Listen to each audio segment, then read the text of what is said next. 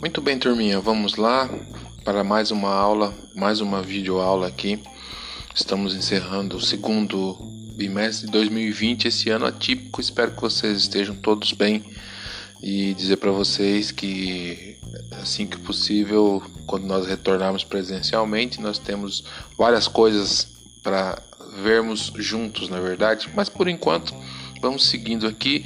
E na aula de hoje nós temos duas habilidades a serem desenvolvidas. Então, aula para os nonos anos, né? Integração. O objetivo de aprendizagem é a integração mundial e suas interpretações, globalização e mundialização e as manifestações culturais na formação populacional.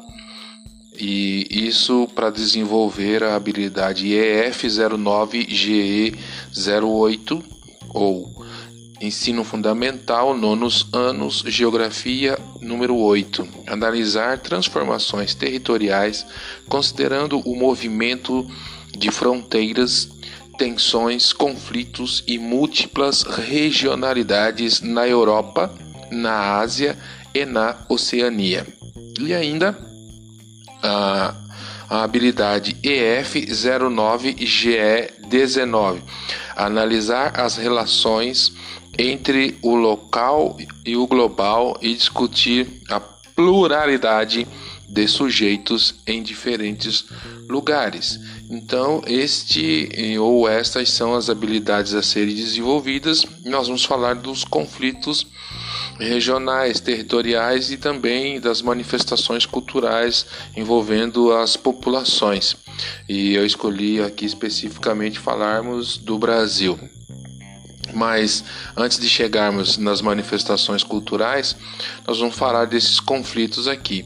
Existem vários conflitos territoriais no mundo, existem várias tensões entre países, entre grupos, e às vezes a gente não acompanha isso no noticiário, não fica sabendo todas as coisas. É preciso que você, estudante de geografia, e procura fazer um vestibular mais para frente, e é claro que você vai querer estudar, continuar os seus estudos, então você vai ter que começar a se interessar por geografia, principalmente a geopolítica, porque isso sempre cai em vestibular. Então nós temos diversos conflitos espalhados pelo mundo e eu escolhi alguns aqui para tratar com vocês e mostrar como funcionam esses conflitos e como eles podem afetar a vida das sociedades nos países onde essas pessoas estão em conflito, tá bom?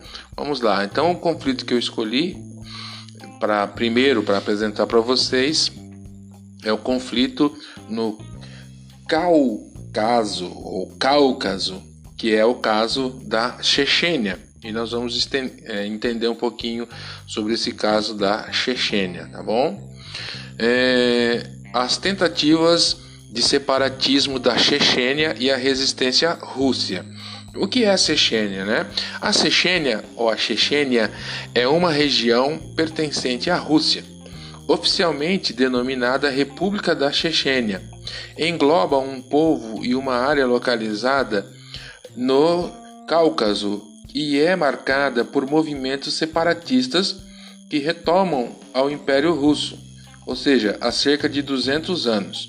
Nela vivem os chechenos, grupo étnico de maioria muçulmana, do qual emergiram movimentos separatistas em insurgência contra o poder centralizado de Moscou.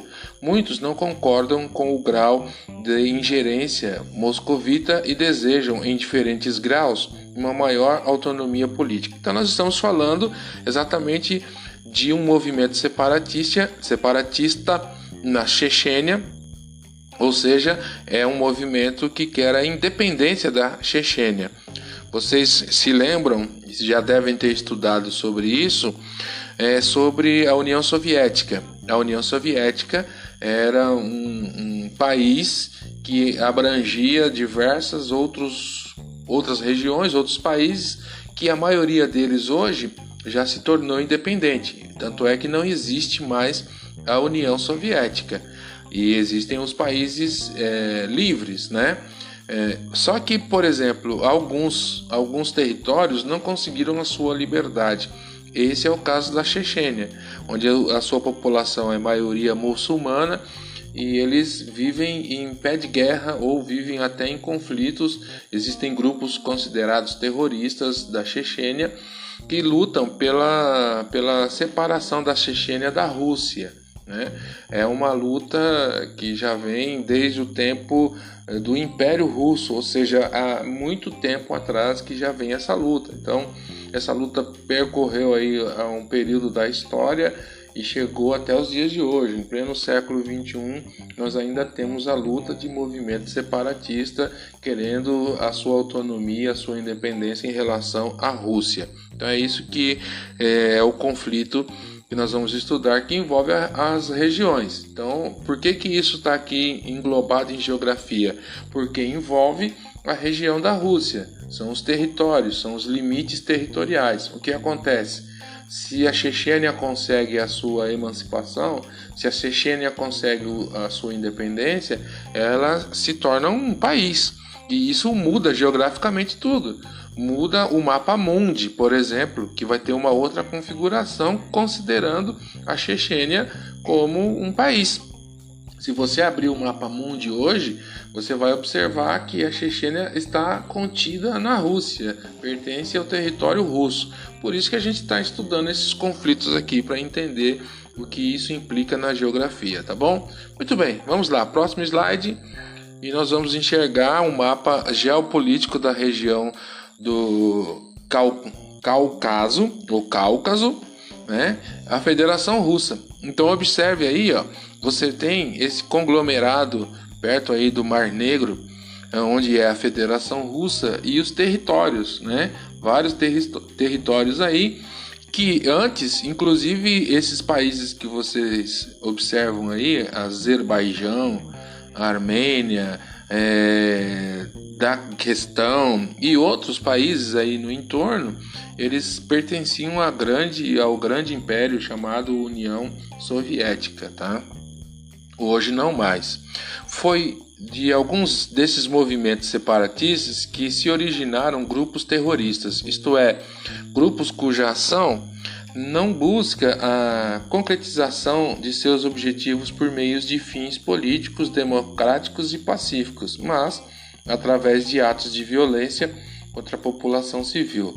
A atividade cresceu particularmente depois do colapso da União Soviética no final do século XX, espalhando muitas repúblicas soviéticas que alcançaram sua independência política. Então a gente observa isso, que existem hoje diversos países que são países libertos da antiga União Soviética, e isso gera uma transformação territorial na Europa, e por isso que envolve geografia, e por isso que a gente está estudando isso, tá bom?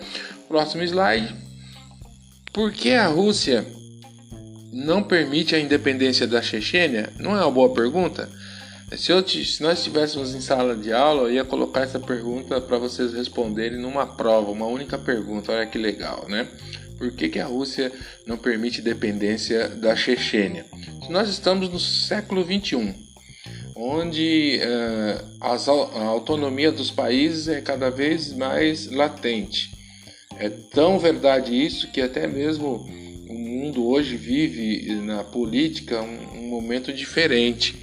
Você encontra, por exemplo, governantes como Donald Trump, dos Estados Unidos, que quer uma separação até daquilo que ele considera global, né? Vocês já devem ter ouvido e visto no noticiário, por exemplo, recentemente, que os Estados Unidos não ajudam mais a Organização Mundial da Saúde e também não ajuda mais a ONU.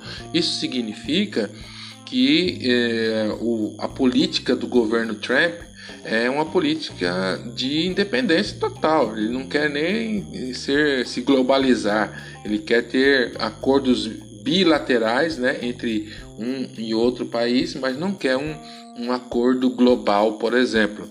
É por isso que ele está negociando com a China, é por isso que ele negocia com o Brasil e negocia com diversos outros países, e também até o governo brasileiro recente do Bolsonaro também vai por uma linha de pensamento neste sentido, de querer acordos bilaterais. Ainda não conseguiu romper com o Mercosul, mas já deu indícios disso, que se possível for, vai ficar independente, longe do Mercosul o quanto puder, tá?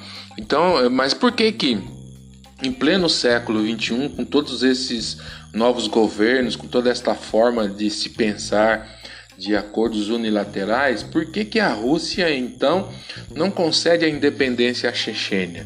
3 grandes razões podem explicar o sentido e o alcance dessas reivindicações e das políticas relacionadas a elas. Antes de tudo, a pretensão russa visa enfrentar os efeitos deletérios da guerra da Chechênia, tanto em seu próprio território como no resto do mundo. O objetivo é o de evitar, ou pelo menos limitar, a polarização entre a maioria étnica russa e os muçulmanos que moram no país, reforçando o sentimento destes últimos em pertencer ao Estado. É preciso impedir a islamofobia, entre aspas, afirmou Putin na mesma entrevista. Uma tarefa difícil quando se decide empreender uma caça não só na Chechênia, a todos os fundamentalistas muçulmanos, ainda que alguns sejam considerados apenas suspeitos, o terrorismo não deve ser identificado com nenhuma religião, cultura ou tradição, garantiu ele. Aqui são falas de Putin, presidente da Rússia. Se antes e pouco depois dos ataques de 11 de setembro em 2001, Putin designava os rebeldes chechênios sistematicamente como terroristas fundamentalistas muçulmanos, agora ele fala de terroristas ligados a redes internacionais de traficantes de droga e armamentos, evitando assim a frequente referência ao Islã. A busca de uma ligação privilegiada com o mundo árabe e muçulmano tem, em segundo lugar, o objetivo oficial da política externa russa de reforçar a multipolaridade no mundo. Leia-se, sustentar e desenvolver polos de resistência à hegemonia e ao unilateralismo dos Estados Unidos. Trata-se, portanto, de tirar vantagem da hostilidade geral diante da política externa de Washington no conjunto do mundo árabe e muçulmano. Desde a União Soviética, os russos já se apresentavam como aliados naturais dos Estados Árabes, anti-imperialistas e de orientação socialista. E, após a queda do Muro de Berlim, procuraram estabelecer relações políticas fortes, não apenas com o Irã e Síria, mas também com a Arábia Saudita, Egito, Turquia. Havia muito tempo próximos dos Estados Unidos. Então eles, na verdade, é um pano de fundo que ele não quer dar a independência russa, ou melhor, ele não quer dar a independência à Chechênia, ele usa como pano de fundo para disfarçar, dizendo que ele não pode soltar os chechênios, que a sua maioria é muçulmana, porque existem grupos terroristas que estão usando a imagem do Islã. Enfim, ele faz todo um discurso de pano de fundo para disfarçar, na verdade, o real motivo. Qual é o real motivo? Ele não quer abrir mão e colaborar para que esses países negociem diretamente com os Estados Unidos. É unilateral, é o acordo unilateral desses países com os Estados Unidos, ou bilateral entre Chechênia e Estados Unidos, como acontece com alguns grupos árabes que também negociam com os Estados Unidos. Enfim, é toda uma questão política que envolve essa dependência essa dependência da Chechênia em relação à Rússia, e é esse o principal motivo, é um motivo político de a Rússia, do presidente Putin e outros presidentes que vão assumindo, visto que é um caso que já vem desde antes das grandes guerras, dar a independência à Chechênia. Isso não vai acontecer por enquanto porque tem todo um motivo político, ele não quer fortalecer esses acordos que os países têm com os Estados Unidos. É a velha guerra do capitalismo contra o socialismo que a gente vai falar um dia aí mais para frente, tá bom? Vamos lá, seguindo em frente. Um outro conflito também muito conhecido, que gera tensões no território, é a Coreia do Norte contra a Coreia do Sul. É muito comum a gente ver noticiários da Coreia do Norte ameaçando a Coreia do Sul, aí já ameaça o Japão que está do lado, enfim, é uma proximidade e uma tensão muito grande. As transformações territoriais na Ásia. Então nós vimos agora, nos slides anteriores, nós vimos as transformações territoriais na Europa, certo? Esse é o propósito, é o objetivo. E agora estamos vendo as transformações territoriais na Ásia. Então olha só, a divisão da Coreia aconteceu após a Guerra das Coreias em 1950, que durou até 1953, e o motivo foi a disputa ideológica e geopolítica após a Guerra Fria. A Coreia do Norte adotou o socialismo, enquanto a Coreia do Sul consolidou-se a partir da influência capitalista. Assim começou a Guerra das Coreias. Foi após a Guerra Fria. O que foi a Guerra Fria? Foi exatamente a guerra do socialismo contra o capitalismo. E tiveram aí dois protagonistas que se destacaram. Do lado capitalista, e que perdura até hoje, a liderança era dos Estados Unidos, que além de, na época da Guerra Fria, era o líder do bloco dos países capitalistas, hoje é líder do mundo, né, capitalista. E a antiga, que nós já falamos aqui, União Soviética, que liderava o bloco dos países socialistas. Então a Guerra Fria era uma guerra chamada Guerra Fria porque não houve derramamento de sangue, não houve luta armada, mas houve sempre ameaças e sempre o lado socialista da União Soviética querendo combater as atitudes do lado capitalista dos Estados Unidos. E aí, em meio a essa guerra, Guerra Fria, o mundo acabou se dividindo em bloco dos países socialistas e bloco dos países capitalistas. E na Ásia se destacou aqui exatamente a Guerra das Coreias, né? A Coreia era uma só. Se você observar aí o mapa, esse lado vermelho e o lado azul representavam uma só Coreia, né? E depois dessa guerra, a Coreia ficou dividida. A Coreia do Sul, lembrando aí que geograficamente falando, o Sul é sempre para baixo, como você pode observar, e a Coreia do Norte sempre para cima. A Coreia do Norte adotou o regime socialista e a Coreia do Sul capitalista. A Coreia do Norte ainda é um dos poucos países que mantém uma tradição totalmente socialista, mas na verdade é só um disfarce para uma ditadura que acontece lá. Kim Jong-un é um ditador, né? Um ditador em pleno século XXI. A maioria dos governos socialistas acabou implantando uma ditadura que fez todo mundo sofrer, e a Coreia do Norte não é diferente. Mas enfim, isso é uma outra história para uma outra aula, uma aula de história, né, inclusive. Mas aqui é interessante notar que antes era uma Coreia só e depois passou a ser a Coreia do Norte, que socialista, e a Coreia do Sul capitalista, ok? Isso é o que aconteceu após a Guerra Fria, tá bom? E isso gerou um conflito, que nem vocês observam aqui, um conflito territorial. O mundo foi novamente afetado territorialmente e geograficamente falando, nós tivemos uma mudança no mapa do mundo. né, no Mapa Mundi. Se você observar, a gente pode fazer esse trabalho um dia de pesquisar mapas mundi em diversos momentos, momentos da história. E nós vamos ver as transformações que ocorreram nesse mapa mundi, né? Aqui foi uma delas, quando houve o rompimento da Coreia e uma Coreia transformou-se em duas: a Coreia do Sul, capitalista, e a Coreia do Norte, socialista. Muito bem, vamos em frente.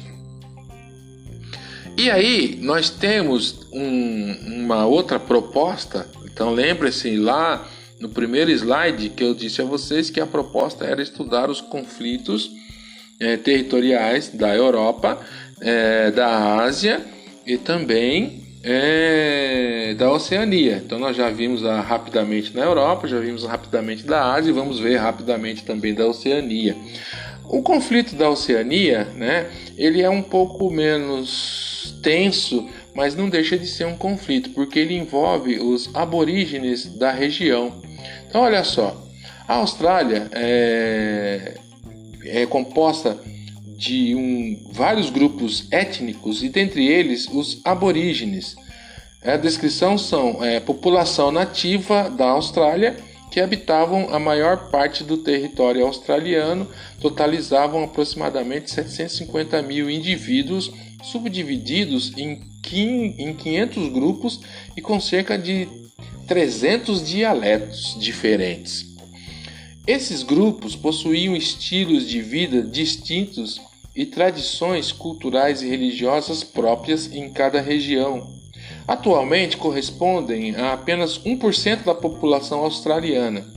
Alguns vivem em aldeias no deserto, outros moram em bairros periféricos das grandes cidades. Então você veja que o conflito aqui, na verdade, foi uma diminuição destes grupos aborígenes da região da Austrália, na Oceania, que acabou demarcando aí os territórios. E você encontra aí nesse mapa uma visão de como é a Austrália, a Oceania nos dias de hoje, mas uma diminuição sensível destes grupos que aqui são apresentados aqui, os aborígenes, tá bom?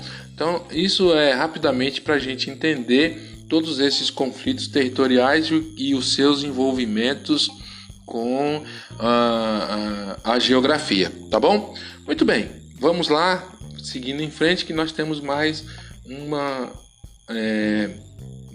habilidade ainda a ser desenvolvida. Então, vejo aí nesse slide, aqui é a habilidade EF09GE19, analisar as relações entre o local e o global e discutir a popularidade ou a pluralidade dos sujeitos em diferentes lugares, e isso envolve as manifestações culturais na formação populacional como objetivo de aprendizagem. E eu escolhi para a gente falar sobre a diversidade cultural no Brasil. Por quê? A cultura brasileira é o resultado da miscigenação de diversos grupos étnicos que participaram da formação da população brasileira. A diversidade cultural predominante no Brasil é consequência também da grande extensão territorial e das características geradas em cada região do país. O indivíduo branco que participou da formação da cultura brasileira fazia parte de vários grupos que chegaram ao país durante a época colonial.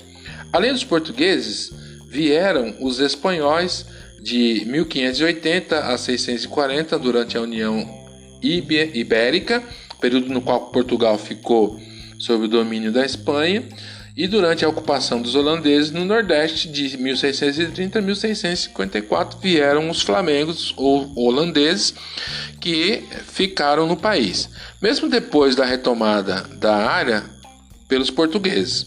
Na colônia, aportaram ainda os franceses, ingleses e italianos. Entretanto, foi dos portugueses que recebemos a herança cultural fundamental, onde a história da imigração portuguesa no Brasil confunde-se com a nossa própria história.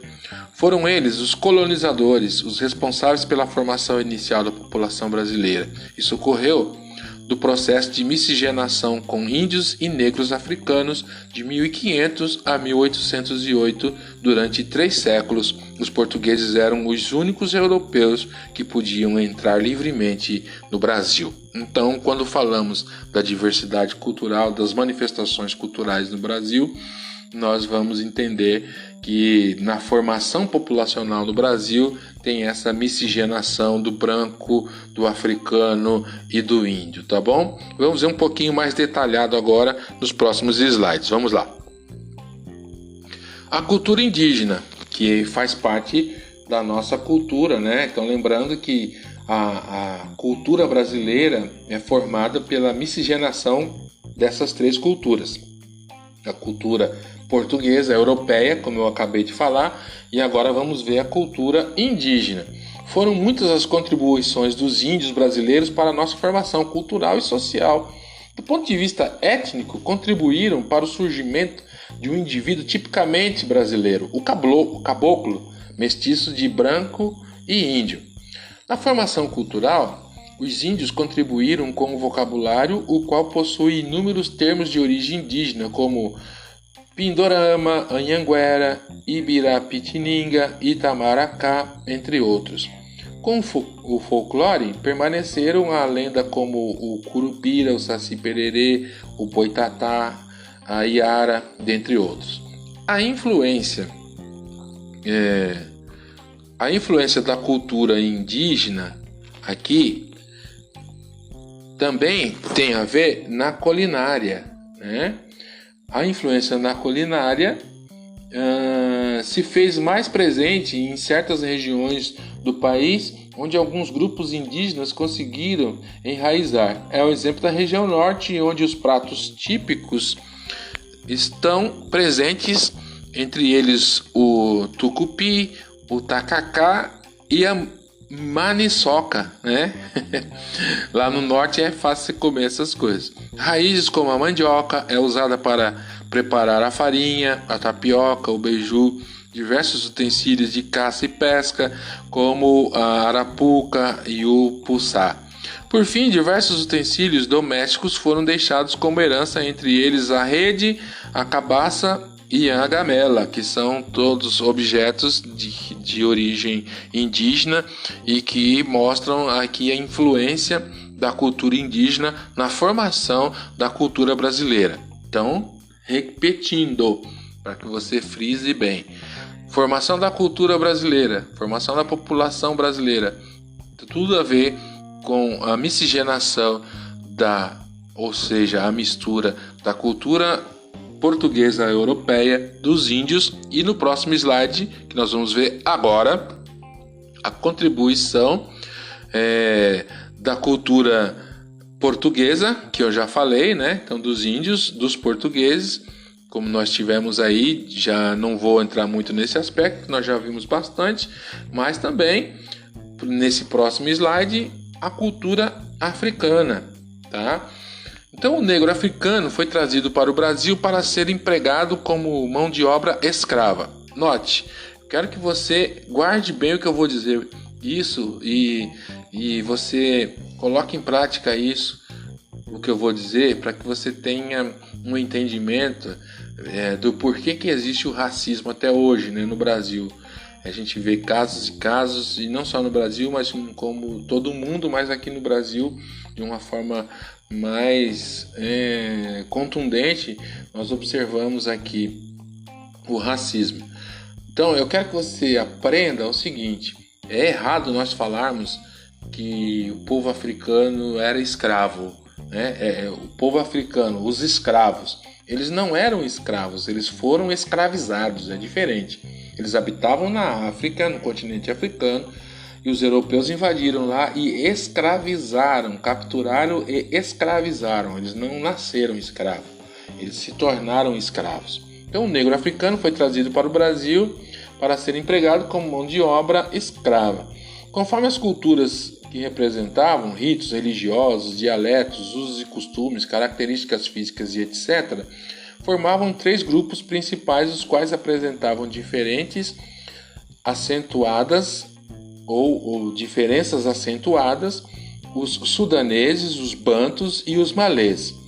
Salvador, no nordeste do Brasil, foi a cidade que recebeu o maior número de negros e onde sobreviveram vários elementos culturais. São exemplos o traje de baiana, com turbante, saias rendadas, braceletas, colares, a capoeira e os instrumentos de música como tambor, atabaque, cuíca, berimbau e o afoxé.